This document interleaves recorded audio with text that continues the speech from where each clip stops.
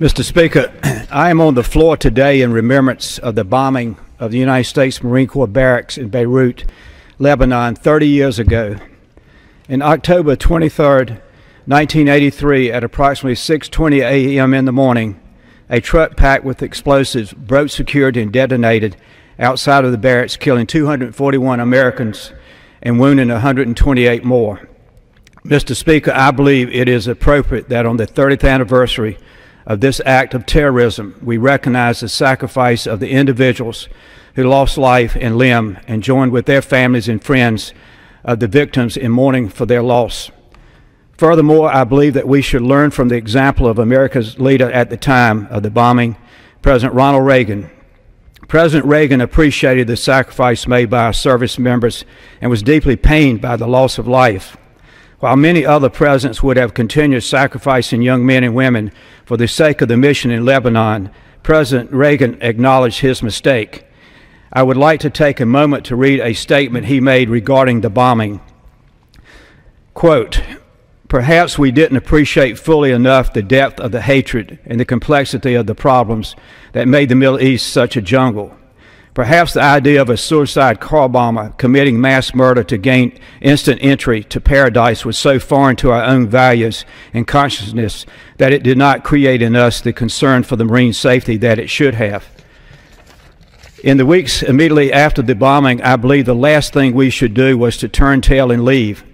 Yet the irrationality of Middle East politics forced us to rethink our policy. If there would be some rethinking of policy before our men die, we would be a lot better off. If that policy had changed toward more of a neutral position and neutrality, those 241 Marines would be alive today." I have read these quotes from President Reagan to honor the sacrifice of the 241 Marines and their families. They did not die in vain, but gave their lives to bring peace to a troubled area. The leaders of our country must learn from tragedies like Beirut that our men and women in uniform are very precious. Our foreign policy must be formed with a better understanding of the commitment and purpose in a mission before we risk the life of one single American. I believe sincerely that this was the point President Reagan was making as he remarked with remorse on the bombing of the Marine barracks in Beirut, Lebanon on October the 23rd of 1983. Mr. Speaker, I have the privilege to represent Camp Lejeune Marine Base and other bases in eastern North Carolina.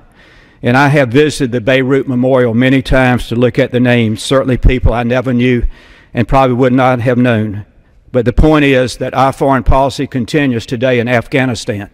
We have had 6 Americans killed in the last week. In the bill that passed recently to raise the debt ceiling, there was $30 billion for Karzai, who is a crook.